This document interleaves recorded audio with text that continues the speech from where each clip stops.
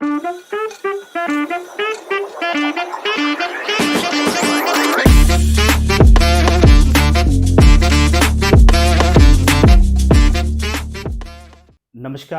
आज 27 जनवरी 2025 को उत्तराखंड सरकार ने राज्य में यूनिफॉर्म सिविल कोड अर्थात समान नागरिक संहिता को लागू कर दिया है। अब यहाँ हमारे लिए महत्वपूर्ण होता है कि हम समझें कि समान नागरिक संहिता क्या होती है, जो कानून यहाँ पे बनाया गया है उसके मेन फीचर क्या हैं, जो चीज़ें हमारे एग्जाम में पूछे जाने की संभावना है। तो आइए एक एक करके चीज़ों को टैकल करते हैं। हम इस वीडियो में प्री से संबंधित कौन कौन सी चीज़ें पूछी जा सकती हैं, मेंस में किस तरीके के सवाल यहाँ से बन सकते हैं, अगर एसए में इस टॉपिक से संबंधित कोई सवाल आता है उस पर कौन कौन सी चीज़ें बन सकती हैं, उन सभी चीज़ों को 360 डिग्री के एंगल से समझ रहे होंगे, पूरे विकास क्रम को समझेंगे। तो शुरुआत करते हैं यहाँ पे जो कानून बनाया गया है उसके फीचर से, उसके मुख्य बिंदुओं से। अगर हम उसके मुख्य बिंदुओं पे बात करें तो 7 फरवरी 2024 को आप मेरे साथ साथ अपने नोट्स तैयार करते चलेंगे क्योंकि एग्जाम की दृष्टि से यह टॉपिक बड़ा महत्वपूर्ण है। 7 फरवरी 2024 को उत्तराखंड विधानसभा ने ध्वनि मत से इस बिल को, इस विधेयक को पारित किया। डेट आपको याद रहनी चाहिए 7 फरवरी। चूंकि ये जो यूनिफॉर्म सिविल कोड है ये भारतीय संविधान की 7वीं अनुसूची की समवर्ती सूची में आता है, उसका विषय है। समवर्ती सूची का विषय होने के कारण, कौन सी सूची? समवर्ती सूची। समवर्ती सूची का विषय है यूनिफॉर्म सिविल कोड। इसीलिए इस पर अपनी अनुमति के लिए राष्ट्रपति के पास में यह विधेयक भेजा गया। समवर्ती सूची का विषय है इसलिए राष्ट्रपति की परमिशन के लिए इसको भेजा गया और राष्ट्रपति ने आर्टिकल 201 अनुच्छेद 201 के तहत 13 मार्च 2024 को अपनी सहमति प्रदान की। अब यहां पे आपके लिए दो डेट महत्वपूर्ण है। एक है 13 मार्च की, जब राष्ट्रपति द्रौपदी मुर्मू ने इसको अपनी सहमति प्रदान की, और उत्तराखंड विधानसभा ने इसको कब पारित किया। ये दो डेट आपके प्री के इफेक्ट के लिए, वनडे एग्जाम्स के लिए महत्वपूर्ण हो जाती हैं। अब यहाँ पे एक एक करके चलेंगे। हमने कहा हम इसको 360 डिग्री के एंगल पे समझेंगे टॉपिक को। हमने एक अनुच्छेद का यहाँ पे जिक्र किया, अनुच्छेद है 201। अब यहाँ पे आपको केवल 201 नहीं बल्कि इसके साथ में एक और अनुच्छेद को समझते हुए चलना है, अनुच्छेद 200 और एक अनुच्छेद हमने कहा 201। ये दोनों अनुच्छेद आपको अपनी पॉलिटी के नोट्स से तैयार करने।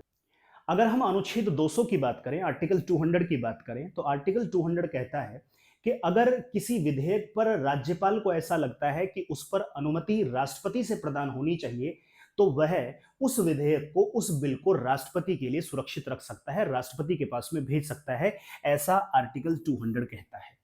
जब राष्ट्रपति के पास में वो विधेयक जो कि राज्य विधानमंडल ने बनाया है, राज्य विधानसभा ने पारित किया है, जब उनके पास पहुंचता है तो अनुच्छेद 201 कहता है कि राष्ट्रपति इस पर अपनी सहमति दे, इस पर अपनी सहमति ना दे या इसको पुनर्विचार के लिए राज्य विधानमंडल के पास लौटाए, ऐसा अनुच्छेद 201 में कहा गया है। ये दोनों आर्टिकल आपको याद होने चाहिए, पता होना चाहिए, क्योंकि जब पॉलिटी के सेगमेंट से प्री या मेंस में सवाल आता है तो इस तरीके के आर्टिकल्स हमसे पूछ लिए जाते हैं और फिर हमें वहां लगता है कि ये रैंडम सवाल है। रैंडम सवाल नहीं है, बल्कि एक सीक्वेंस में चूंकि इसका जिक्र इस यूनिफॉर्म सिविल कोड वाले कानून में आया है तो इससे संबंधित सवाल पूछे जाने की संभावना बढ़ जाती है।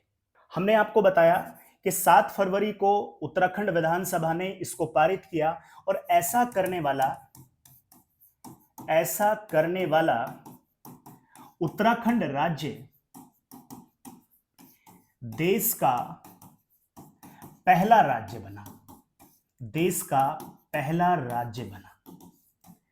अब यहां पे आपके दिमाग में कंफ्यूजन हो सकता है, आपके दिमाग में एक सवाल आ सकता है, क्योंकि आपने सुना होगा कि गोवा स्टेट में पहले से ही यूनिफॉर्म सिविल कोड लागू है।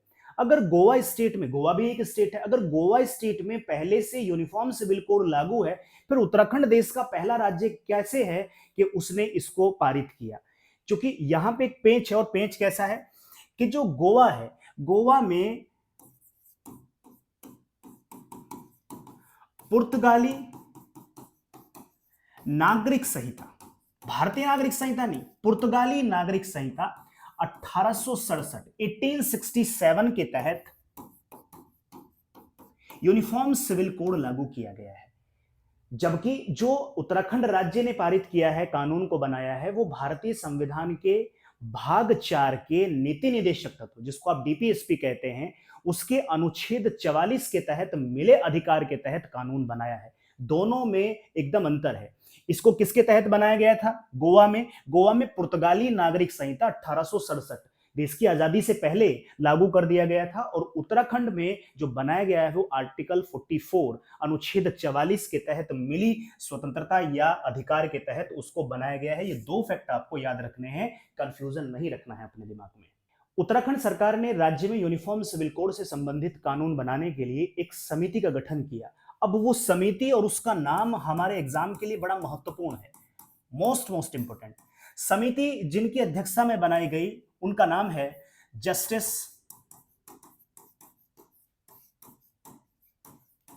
रंजना प्रकाश देसाई।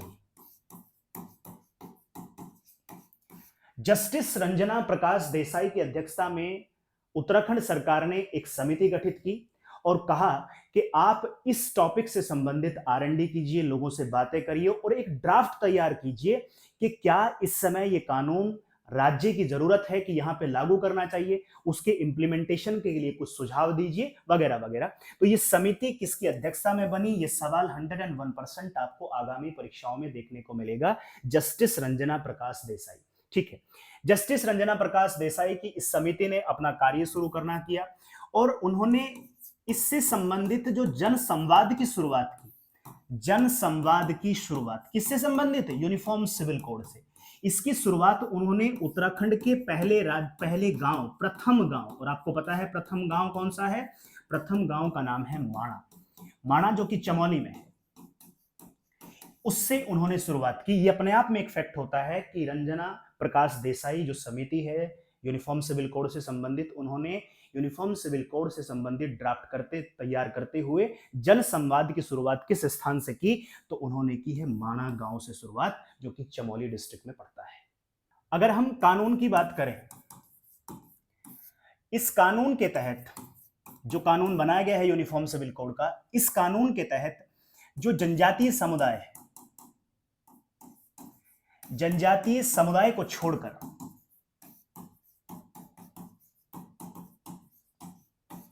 राज्य के सभी नागरिकों या निवासियों,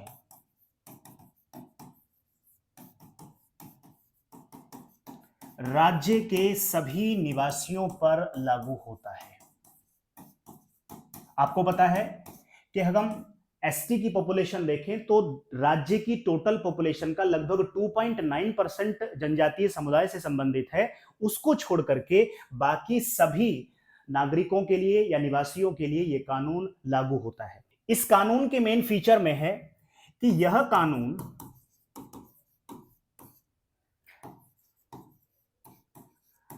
धर्म के आधार पर भेदभाव किए बिना, कि कौन किस धर्म से संबंधित है इस बारे में नहीं सोचेगा, धर्म के आधार पर भेदभाव किए बिना जो कानून है, और कौन कौन से कानून हैं? जैसे संपत्ति का अधिकार, जैसे विवाह संबंधी जो कानून है, जैसे तलाक, डाइवोर्स अर्थात विच्छेद, उससे संबंधित जो कानून है, गोद लेने के जो कानून है इत्यादि, इन सभी पर एक समान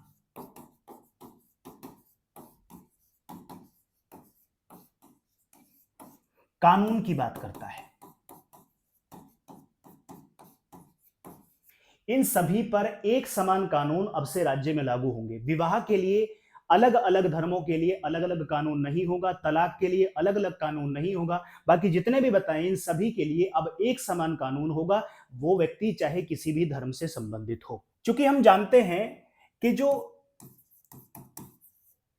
हिंदू है, हिंदुओं में एक कानून बनाया गया है हिंदू विवाह अधिनियम।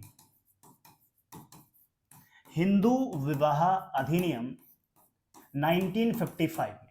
हिंदुओं में तलाक से संबंधित, गोद लेने से संबंधित, विवाह से संबंधित, मैरिज से संबंधित जो कानून है वो हिंदू विवाह अधिनियम 1955 के अकॉर्डिंग लागू होते हैं। जबकि अगर हम बात करें मुस्लिमों में, अगर हम मुस्लिमों की बात करें तो मुस्लिमों में मुस्लिम personal law,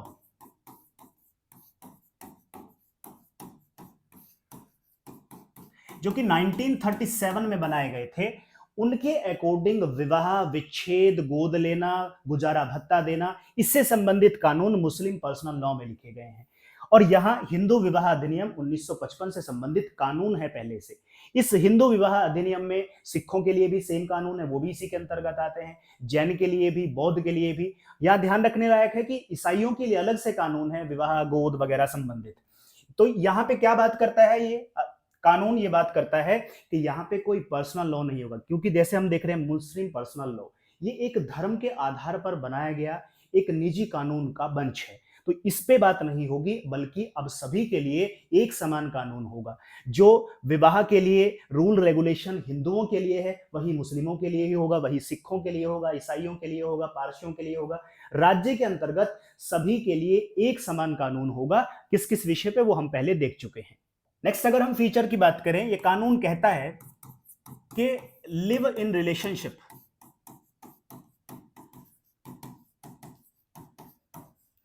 live in relationship को विनियमित करने के लिए, उसको रेगुलेट करने के लिए, विनियमित के लिए, उसको विनियमित करने के लिए पंजीकरण का प्रावधान किया गया, रजिस्ट्रेशन, पंजीकरण का प्रावधान किया गया है।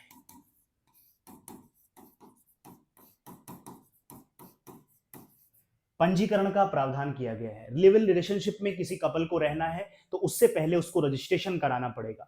अब यहां से आपका मेंस का एक सवाल तैयार हो जाता है, क्योंकि मेंस के सवाल में आयोग जो एक अभ्यर्थी से चाहता है वो ये चाहता है कि मैं इसकी लॉजिकल पावर को चेक करूं, सिचुएशन देता है और उसके बाद में आपसे जवाब पूछता है। तो देखिए क्या कहा कि कोई व्यक्ति लिव इन रिलेशनशिप में, कोई जोड़ा लिव इन रिलेशनशिप में रहना चाहता है, ये उसकी अपनी एक व्यक्तिगत इच्छा है, व्यक्तिगत चॉइस है, पर्सनल चॉइस का मामला है। और आपको पता है right to choice, right to privacy, ये हमारे फंडामेंटल राइट्स में आता है, मूल अधिकारों में आता है। बट चूंकि लिव इन रिलेशनशिप में रहना मेरे मूल अधिकार का एक हिस्सा है, और यहां पे कहा है कि अगर मुझे वो रहना है तो मुझे पहले राज्य को वो सूचना देनी पड़ेगी, रजिस्ट्रेशन कराना पड़ेगा। अगर ऐसा कोई कपल नहीं कराता है और लिव इन रिलेशनशिप में रहता हुआ पाया जाता है तो वो एक आपराधिक कृत्य माना जाएगा, उसके खिलाफ दंडात्मक कार्यवाही की जाएगी। तो ये कहीं ना कहीं जो right to choice, right to privacy का मामला है, उस राइट टू प्राइवेसी के अगेंस्ट दिखाई देता है, उसका कंट्राडिक्टरी दिखाई देता है। और ऐसे कंट्राडिक्टरी वाले सवाल मेंस में पूछे जाते हैं कि आप अपना तर्क दीजिए। इस तरीके के सवाल आपसे इंटरव्यू में पूछे जाते हैं कि यहां से संबंधित आप क्या सोचते हैं, क्या पूरे देश में यूनिफॉर्म सिविल कोड को लागू कर देना चाहिए, क्या क्या उसके फीचर्स होने चाहिए, वगैरह वगैरह। इस कानून के नेक्स्ट फीचर पे बात करें तो ये कानून कहता है कि पुनर्विवाह, रीमैरिज, पुनर्विवाह के समय पक्षों, दोनों पक्षों की बात करता है, मेल फीमेल, पक्षों के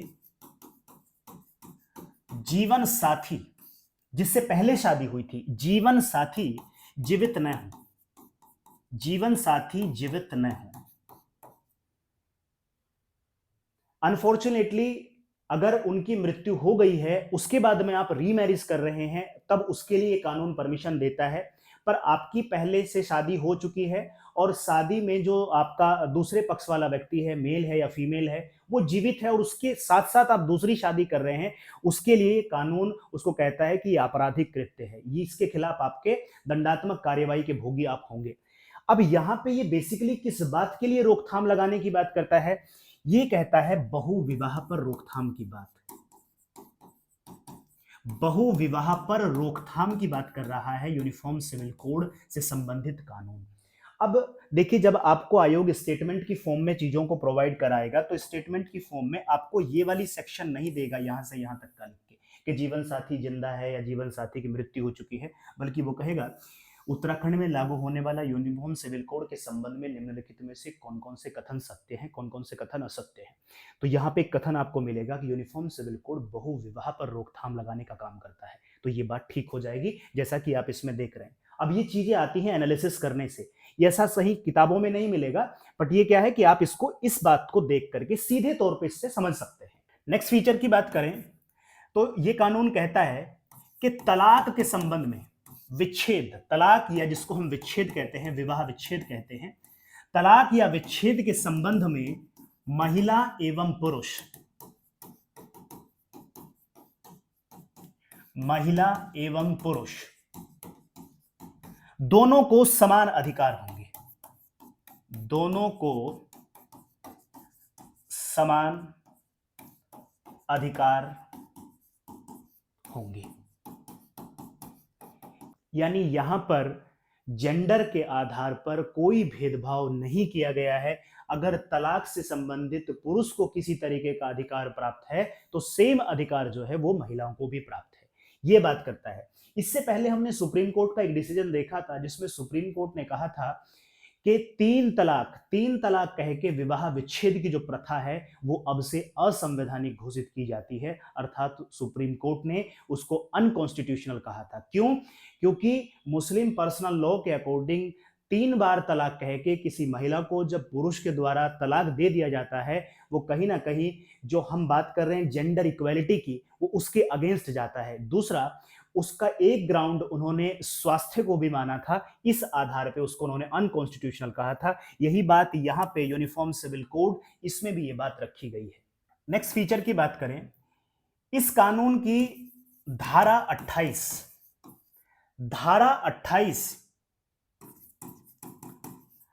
तलाक की कार्यवाही को शुरू करने पर रोक लगाती है, शुरू करने पर रोक लगाती है।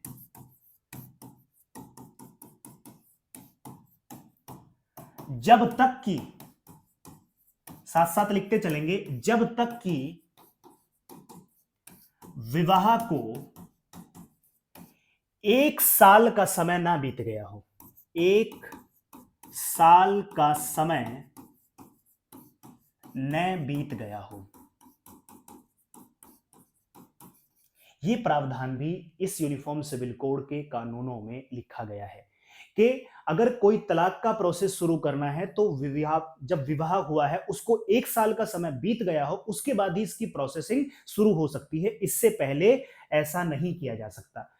इसके लिए ये बात है यहाँ पे कि क्योंकि आजकल इस तरीके का ट्रेंड मौजूद है कि शादी कर लीजिए, किसी लालच के चलते, किसी टारगेट करते हुए किसी चीज को, उसके लिए हमने शादी कर ली, शादी करने के बाद में कुछ महीनों के बाद में हमने तलाक के लिए अर्जी दायर कर दी, और तलाक मिलने के बाद में चूंकि इस कानून में भी ये बात लिखी है कि गुजारा भत्ता वगैरह मिलेगा, तो एक परमानेंट आय की प्राप्ति के लिए लोग इस तरीके का बिजनेस, इसको एज ए बिजनेस मॉडल देखते हैं, एक तरीके से सीधे तौर पे यूनिवर्सल बेसिक इनकम प्राप्त करने की कोशिश कर सकते हैं। इसलिए इस कानून में साफ तौर पे लिख दिया गया है कि विवाह को कम से कम 1 साल हो गया हो, उसके बाद में ही विच्छेद या तलाक का प्रोसेस स्टार्ट हो सकता है। हाँ, यहाँ पे एक अपवाद है, कई संबंधों में, कई रिश्तों में, कई शादियों में ऐसा होता है कि दोनों जो जोड़े हैं, दोनों के लिए, उन दोनों पक्षों के लिए एक दूसरे के साथ में रहना असहनीय हो जाता है। ऐसे अपवाद स्वरूप मामलों में प्रोसेस 1 साल से पहले शुरू हो सकता है, वो केवल अपवाद का विषय है। बाकी सभी, अगर हम जनरल परसेप्शन से बात करें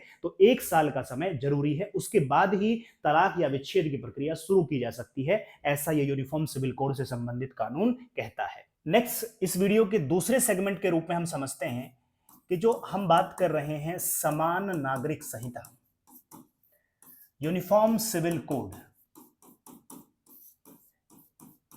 वो है क्या? समान नागरिक संहिता है क्या? अगर हम समान नागरिक संहिता की बात करें तो इस समान नागरिक संहिता का जिक्र भारतीय संविधान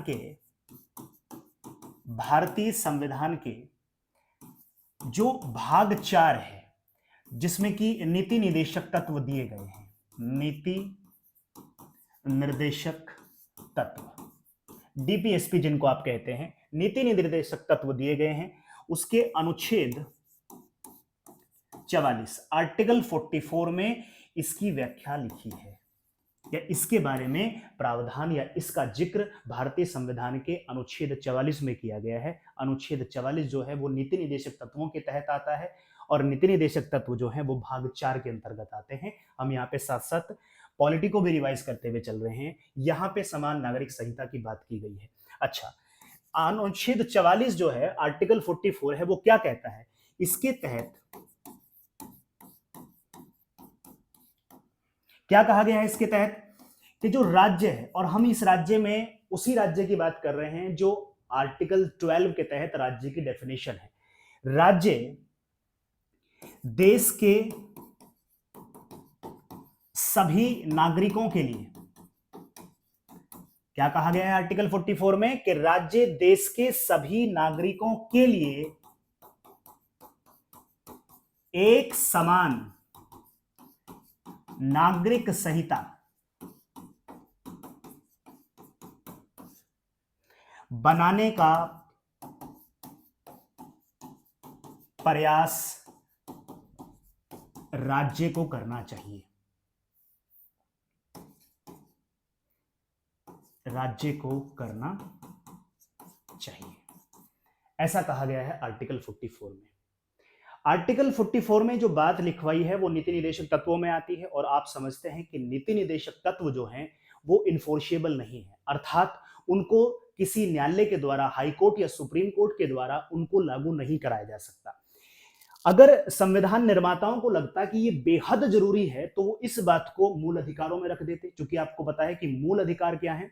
मूल अधिकार न्यायालय द्वारा लागू कराए जा सकते हैं, अर्थात अगर कभी आपके मूल अधिकारों का उल्लंघन होता है तो आप उसके एवज में सुप्रीम कोर्ट या हाई कोर्ट जा सकते हैं। पर चूंकि संविधान निर्माताओं को पता है कि ये एक ऐसा टॉपिक नहीं है जिससे राजनीतिक अधिकार की प्राप्ति होती है, बल्कि ये एक सामाजिक मुद्दा है, एक सामाजिक विषय से संबंधित जुड़ी हुई चीजें हैं, इसलिए इस पर फोर्सफुली कोई कानून बना देने से चीजें ठीक नहीं होंगी। समाज की तरफ से आवाज आनी चाहिए, समाज की तरफ से आवश्यकता लगनी चाहिए कि इससे संबंधित कानून होना चाहिए। हम अलग अलग धर्मों में अलग अलग कानून है एक ही चीज के लिए, विवाह के लिए, विच्छेद के लिए, इससे संबंधित हमारे सब के लिए एक समान कानून हो, तब इस पे अगर कानून बनाया जाए तब ज्यादा अच्छा है। इसलिए कहा कि अनुच्छेद 44 में इसलिए कहा गया कि राज्य इसका प्रयास करेगा कि समान नागरिक संहिता, देश में सभी नागरिकों के लिए एक सा कानून हो, चाहे वो विवाह की बात हो, मुस्लिम धर्म के व्यक्ति के लिए भी विवाह से संबंधित समान कानून हो, तो फिर हिंदू धर्म से संबंधित व्यक्ति के लिए भी विवाह से संबंधित एक समान कानून हो। ऐसा अनुच्छेद 44 कहता है कि राज्य इसका प्रयास करेगा। इनफोर्सेबल नहीं है, यानी आप इसको जो है सुप्रीम कोर्ट में या हाई कोर्ट में जाकर के इसको नहीं कह सकते कि इसको लागू कराओ, राज्य को ऐसा करना ही चाहिए। अगर हम बात करें जिस समय संविधान बन रहा था उस समय डॉक्टर भीमराव अंबेडकर ने इस बात की वकालत करी। डॉक्टर भीमराव अंबेडकर, ये फैक्ट आपके लिए यहां पे ठीक रहेगा, भीमराव अंबेडकर।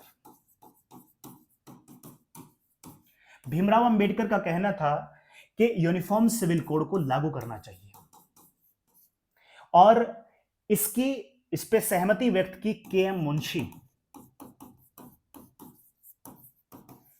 के.एम. मुंशी ने अपनी सहमति इस पे व्यक्त की कि हाँ, मेरा भी मानना है कि यूनिफॉर्म सिविल कोड को देश में लागू किया जाना चाहिए। पर ए.के. अय्यर इन्होंने कहा कि नहीं, यूनिफॉर्म सिविल कोड को समाज के लिए छोड़ देना चाहिए और इसको अभी लागू नहीं करना चाहिए, बल्कि समय की जरूरत, जब समाज इतना मैच्योर हो जाएगा तो उसकी तरफ से खुद से इस तरीके की जरूरतें महसूस होंगी, तब इस पर हमें कानून बनाना चाहिए। क्योंकि सामाजिक मुद्दों पर अगर सरकार फोर्सफुली कोई कानून बनाती है तो उसको इंप्लीमेंट करने में और उसके फ्रूटफुल रिजल्ट वैसे नहीं निकलते हैं जैसा कि हमने कानून बनाते समय अपेक्षा रखी थी। तो ये 3 डेटा यहाँ पे आपके लिए हो जाते हैं। भीमराव अंबेडकर इसके पक्ष में थे, के.एम. मुंशी उनसे सहमति व्यक्त की, और ए.के. अय्यर ने कहा कि ये यूनिफॉर्म सिविल कोड अभी लागू नहीं करना चाहिए जिस समय हम संविधान निर्माण कर रहे हैं, जिस समय संविधान को इंप्लीमेंट करेंगे। अभी हाल ही में उत्तराखंड में कनिष्ठ सहायक की परीक्षा हुई। कनिष्ठ सहायक की परीक्षा में हमें आयोग की तरफ से ट्रेंड देखने को मिला कि आयोग ने क्या किया, मैच द फॉलोइंग में एक तरफ केसेस के नाम दिए और दूसरी तरफ कहा किससे संबंधित है, तो केसेस और उससे जुड़े हुए केस कौन कौन से हैं। इसी तरीके से हम यहां पे समझ लेते हैं कि यूनिफॉर्म सिविल कोड से जुड़े हुए कौन कौन से केस हैं जो सुप्रीम कोर्ट या फिर हाई कोर्ट में अभी तक सामने आए हैं। अगर हम केसेस की बात करें तो सबसे पहले एक केस आता है सरला मुग्दल।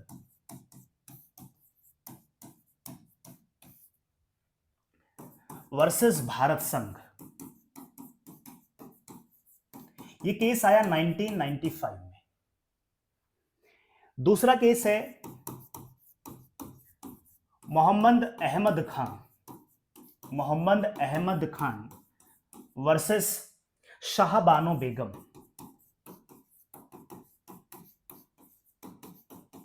और ये केस है 1985 का। तीसरा केस जो हमको देखने को मिला है जॉन वल्लमट्टम बनाम भारत संघ, 2003। ये वो केस हैं जो यूनिफॉर्म सिविल कोड से जुड़े हुए रहे हैं। अगर इस तरीके से संबंधित आपके प्री में कोई सवाल आता है तो आप उसे टैकल करने में यहां पे आपको आसानी रहेगी। अच्छा, जब आप मेंस में अपने आंसर को कोट करते हैं तो अगर आप इस तरीके के केसेस का जिक्र करते हैं तो वहां भी ये कहीं ना कहीं आपके उत्तर में थोड़ी सी जान फूंकता है। यहां तक की चीजें समझने के बाद में अब हमारा नेक्स्ट सेगमेंट है कि हम ये समझें कि यहां से संबंधित मेंस में किस तरीके के सवाल आ सकते हैं। अगर यहां से संबंधित कोई टॉपिक ऐसे में हमें देखने को मिलता है तो उसको हमें कैसे टैकल करना है। अगर इससे संबंधित इंटरव्यू में कोई सवाल पूछा जाता है क्योंकि हाईलाइटेड टॉपिक है तो उससे संबंधित हमारे पास कौन कौन सी चीजें तैयार रहनी चाहिए। तो देखिए, पहले आपको देखना यूनिफॉर्म सिविल कोड आप समझे। यूनिफॉर्म सिविल कोड के बाद में अब एक बात आती है कि क्या यूनिफॉर्म सिविल कोड लागू करना कहीं जो भारतीय राज्य या जो हम कहते हैं कि स्टेट भारतीय राज्य के पंथ निरपेक्ष चरित्र को मजबूत करता है। क्या मतलब है इसका? हमें पता है कि जो भारतीय राज्य है उसका चरित्र है कि भारतीय राज्य किसी खास धर्म के पक्ष में झुका हुआ नहीं होगा, बल्कि सभी धर्मों को समान नजर से देखेगा और एक तरीके से धर्म से थोड़ा विलगाव की स्थिति में चलेगा। जब जरूरत लगेगी तो धर्म के साथ जुड़ेगा, जब जरूरत नहीं होगी तो हस्तक्षेप नहीं करेगा। यानी राज्य का कोई धर्म नहीं होगा, यानी पंथ निरपेक्ष या धर्म निरपेक्ष होगा।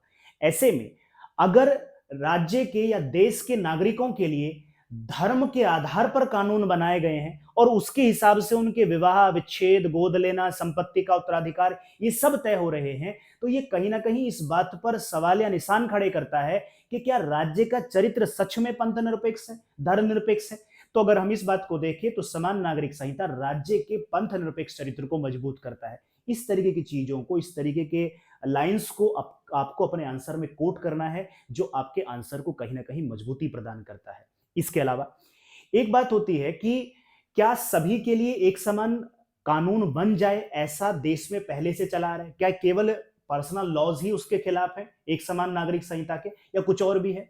जैसे अगर आप देखेंगे जो हमारे नॉर्थ ईस्ट के स्टेट है वहां पे आपको पता है कि जनजातियों का घनत्व जो है वो ज्यादा है, जनजातियों का वहां पे निवास ज्यादा देखने को मिलता है।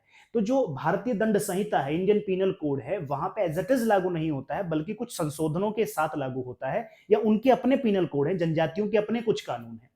तो फिर इसका विरोध करने वालों ने कहा कि जब इंडियन पीनल कोड जो कि लगभग सभी के लिए समान है, जब वहां पे अलग हो सकता है और चीजें स्मूथली चल रही हैं, तो फिर पर्सनल लॉज क्यों एग्जिस्ट नहीं कर सकता, वो क्यों साथ साथ नहीं चल सकता?